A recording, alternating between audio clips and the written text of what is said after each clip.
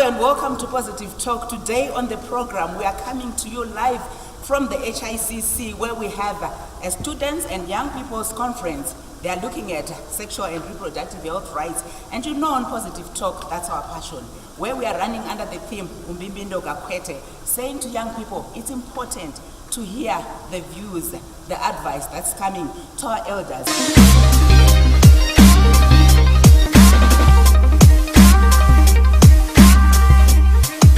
Looking at ourselves here as young people with policymakers who we say are actually quite informed on the issues. And when Dr. Labodes mentioned that people actually don't know, and that's why you're not even commenting, I'm now even worried to then say, are we even at a point where we need to discuss this issue? But us as a critical mass, if we are saying we have not been involved, we don't know anything about it, would you like to respond? It becomes very clear that we are facing the same problem of lack of transparency. I mean, if we look at how governance works in general, they don't even want to create transparency amongst the people themselves.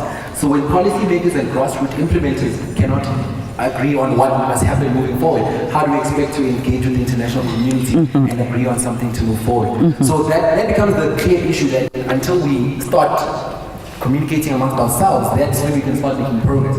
The other thing then becomes the resistance that people always give when it comes to radical change.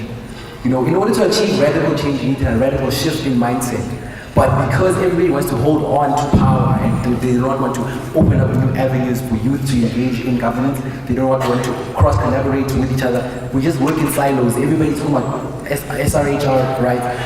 Everybody's talking about gender equality. Everybody wants to move on to different things. But we are all working on the same problem, but it seems like we are arguing with each other every time. But when we come into forums such as these, it's when we can start interrogating and actually debating amongst ourselves as to what it is that we want to achieve and how we're going to go about it.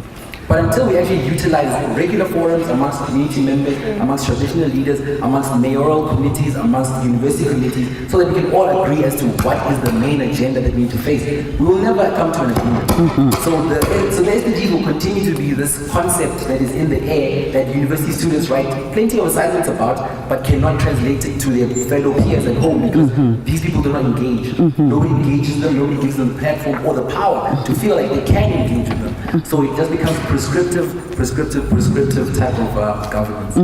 Charmaine, your comments on this? My comment, I really agree with Mpo. And I think we faced the same challenge when we had the constitution making process in Zimbabwe, where everything, you know, most of it was done up there. And most of the time, if you have a top-bottom approach, you will face resistance, and that's really true. And most of the time, when something comes and it's been formulated at the top and nobody was really consulted or people are not really involved, you find that people don't own it. So if the SDGs become, like, people really get to understand what are the SDGs. Like now I just realized a lot of people have questions, what are sustainable development goals? You know, and these are goals that are targeted at improving the welfare and the well-being of every individual who's a citizen of Earth, you know, a citizen of the world. So if you're doing this, but then people don't feel, like the citizens don't feel that they're being involved, you realize that the citizens don't own it. And then also another thing is the way, like now bringing it back to the theme of the conference, you know, looking at SRHR. You realize that it has been made into one thing that is, you know, bunched up in a little corner. But you realize that SRHR is very multi-sectorial, it's very cross-cutting, and it fits into everything. Now that it's there, you know, it's one of the indicators, but then, you know, there are 169. Yes. You know, how do you get to that indicator? And now you have people that don't want to read, and you have 17 goals and 169 indicators. You know, it's okay to come to a conference and talk about things, but what's more important is what you do after the conference. You know, it's okay to come here and share and talk, but it's not enough. It's like how now we have, you know, a hype of a social media hype. That's really good. You talk about it on Twitter, you talk about it on Facebook, but let's not forget the offline platforms. You know, there are other young people that couldn't be at the conference. There are other young people that do not have access to Twitter, that do not have access to Facebook, What are we doing about it? The sustainable development goals only going to be for people who can come to conferences? Are they only going to be for people who can be on Twitter, and are on Facebook? So I think we need to think about beyond this conference and also before the meeting is held, because the meeting is going to be held from the 24th until the 27th of September in New York. So now we need to think about what we can do. Because now there's still time, if you know about the delegation that's leaving your country to go to you, and there's still time to engage with them, and you say, as young people who are coming from Malawi or coming from Zambia or Zimbabwe, this is what we think. And I think another thing is also that we have a lot of things that are happening, but they're all in small clusters. There's a group doing something here, there's a group doing something here. We have a lot of fires, but why not just bring everything together where we have one big fire?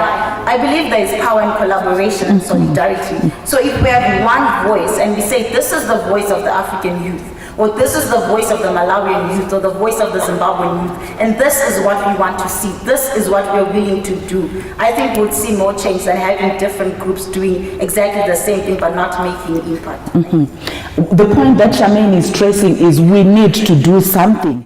Join us after the break as we continue with our discussion.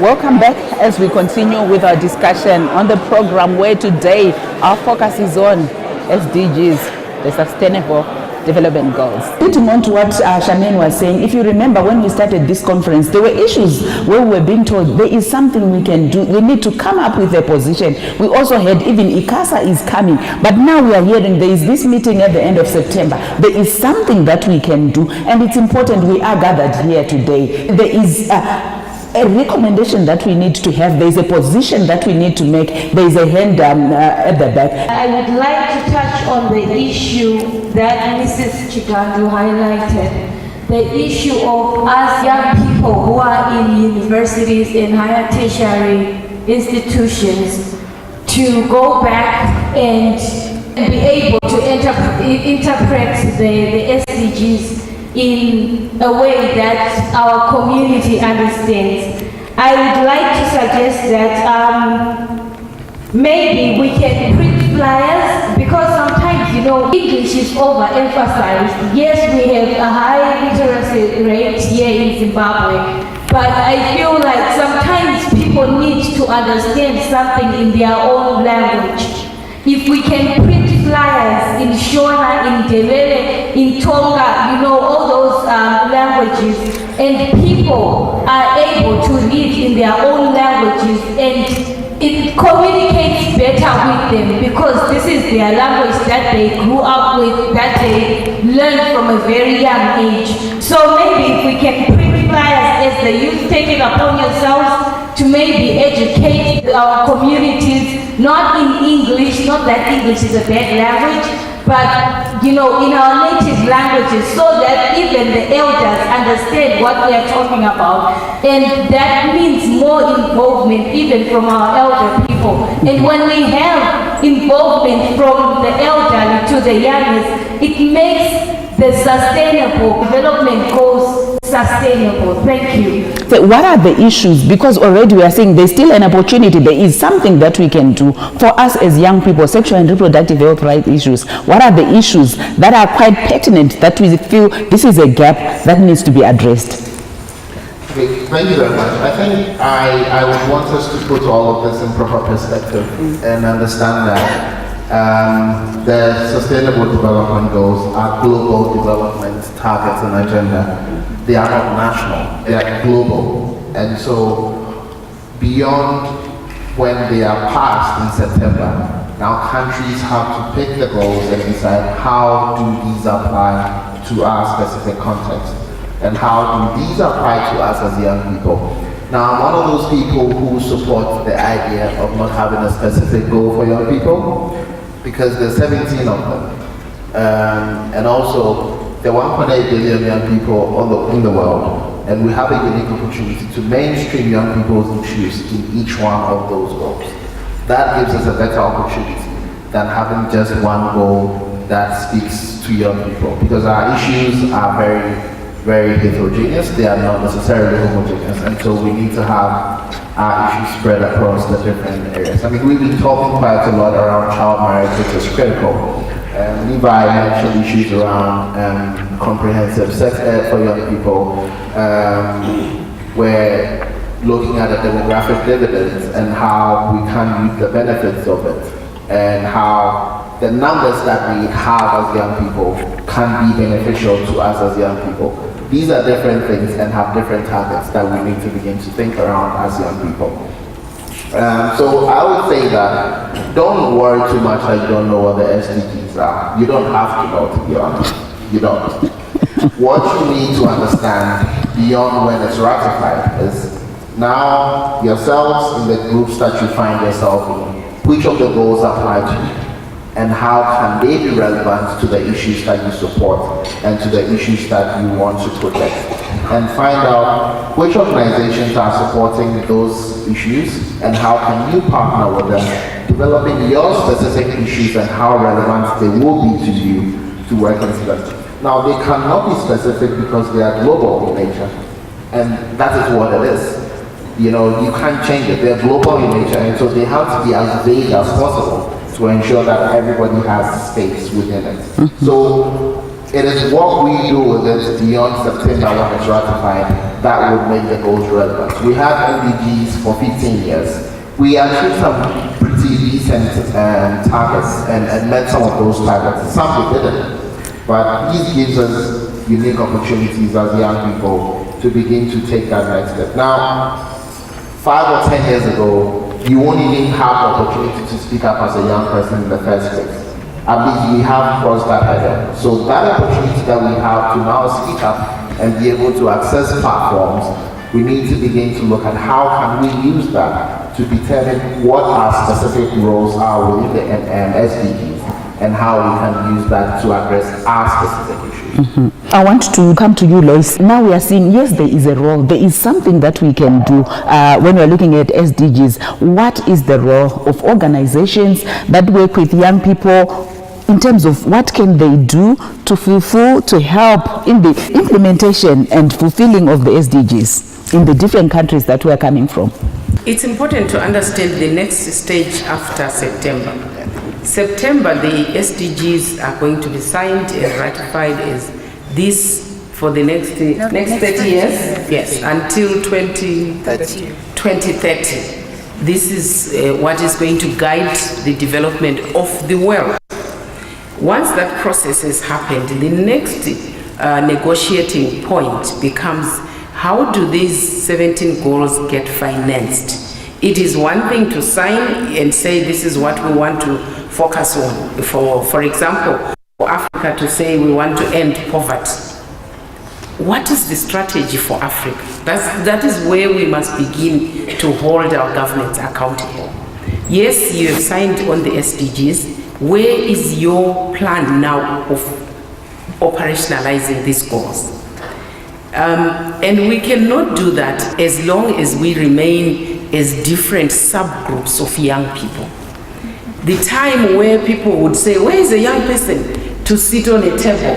Is, you know, unfortunately, as much as we don't want to accept that, people are not naturally thinking like that.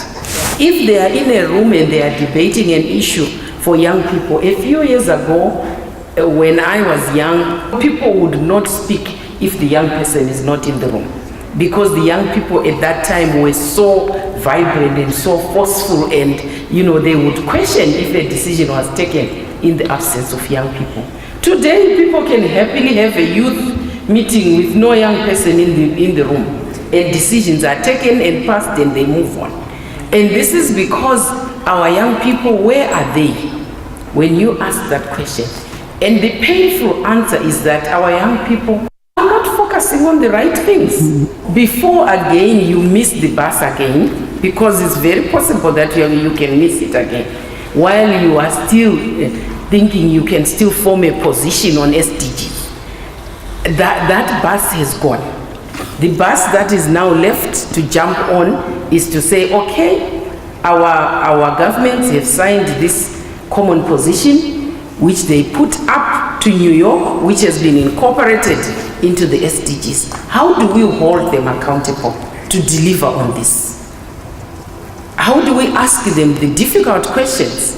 Sustainable development goals, that's our discussion today on the program, and I'm sure from the explanations that we had from our different guests on the program, now you have a clear understanding in terms of what exactly are we talking about when we are talking about sustainable development goals, SDGs. We are going to be hearing more of that from September until 2030. Join us after the break.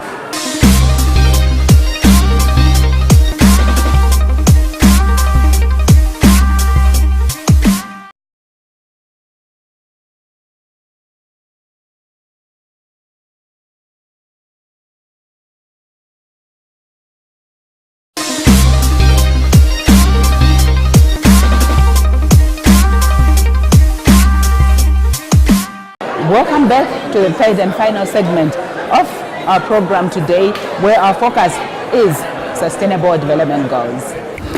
Paul, I'm coming to you. You heard from Lois, tough words. She's saying, as young people, don't miss the next bus, because the other one you've already missed it. Don't miss the bus to self-mobilize. Your comment on that? I kind of have a bit of an opposite stance to what Lois is saying, because when we talk about sustainability, we have to remember that will create a certain level of autonomy, which means that certain people will lose power. And as the young people who have gained power now, you systematically exclude the current young people from accessing the power and sharing it with you.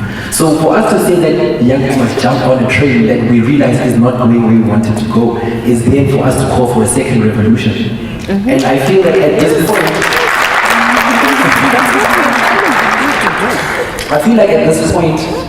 the youth in Africa is tired of having to shed blood or symbolically die for a right that we have all shared. We have thanked you for giving us these rights, for getting us to this position, but now we are asking for you to mentor us into continuing where we left off. So when it comes to us getting onto the next train, we actually have to now re-establish a new agenda as the youth.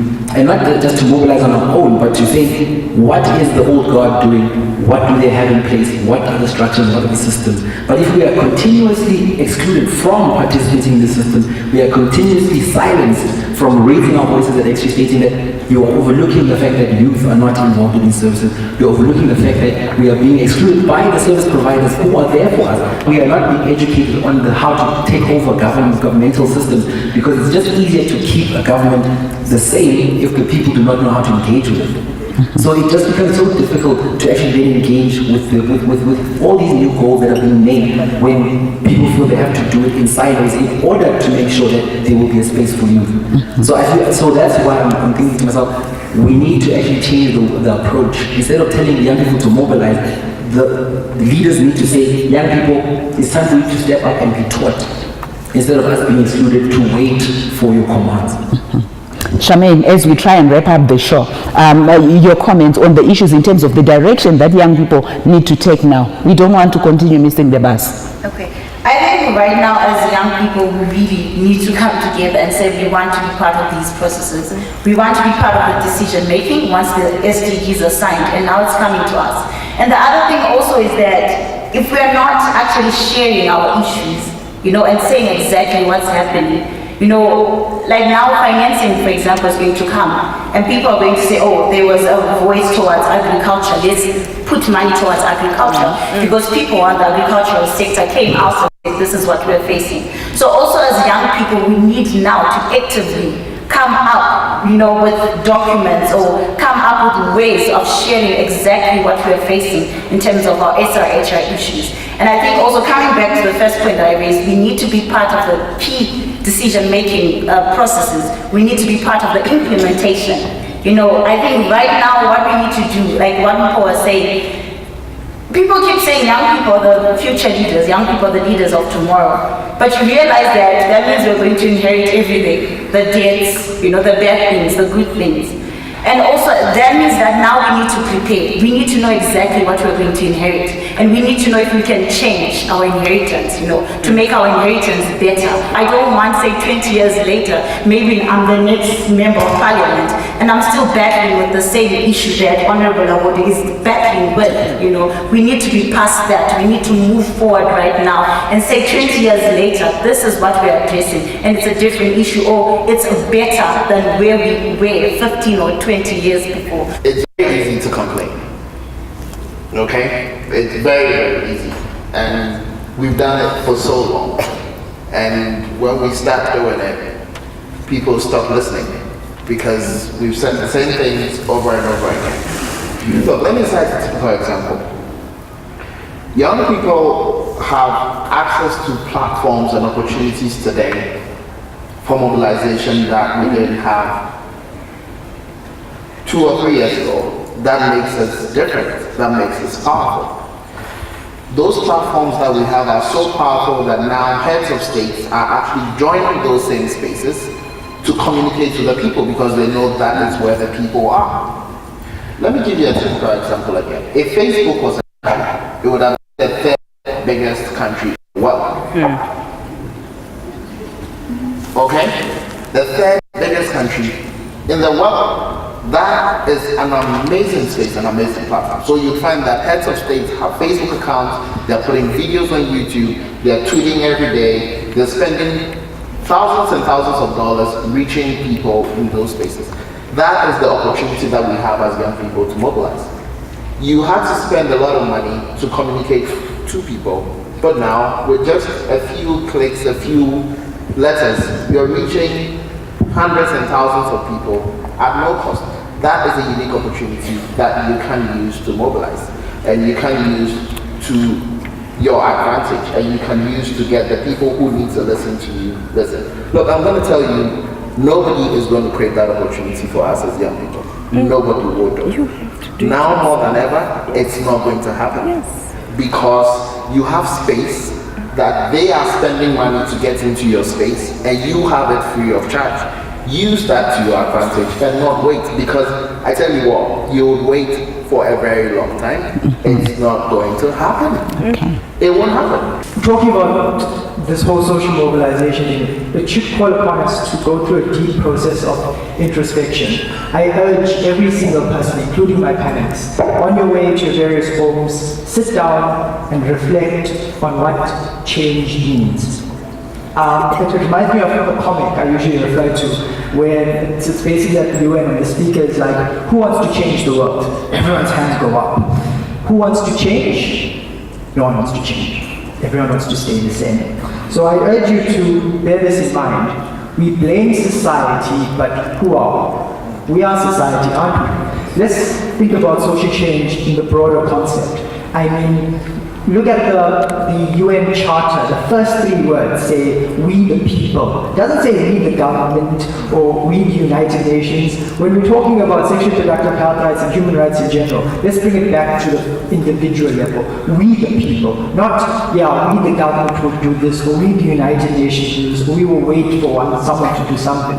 Let's bring it down to our personal capacity. Let's get it done. We can. And we have a choice to either do what is right, or we do what's easy. Let's not be the easy generation, guys. Thank you. I truly believe in young people.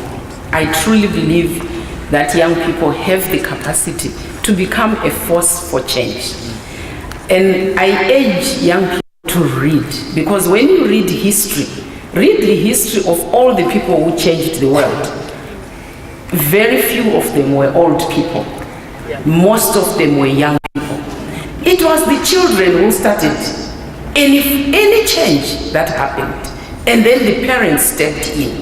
But when you have a young generation that is so relaxed and so comfortable with life and sit there and complain in the spaces, it's a problem for the world, not just for one country.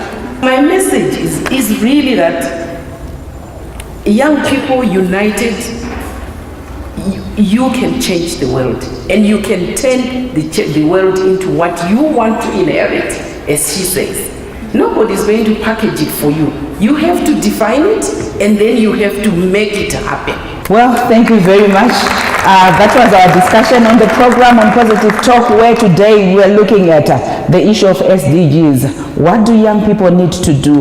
We had, as young people, this is our time. We need to reclaim our position. We need to be assertive and ensure that we take that place and ensure that the world that we are going to inherit tomorrow is going to be a better world, a best world for all of us. Until we meet again next week on Positive Talk, good night.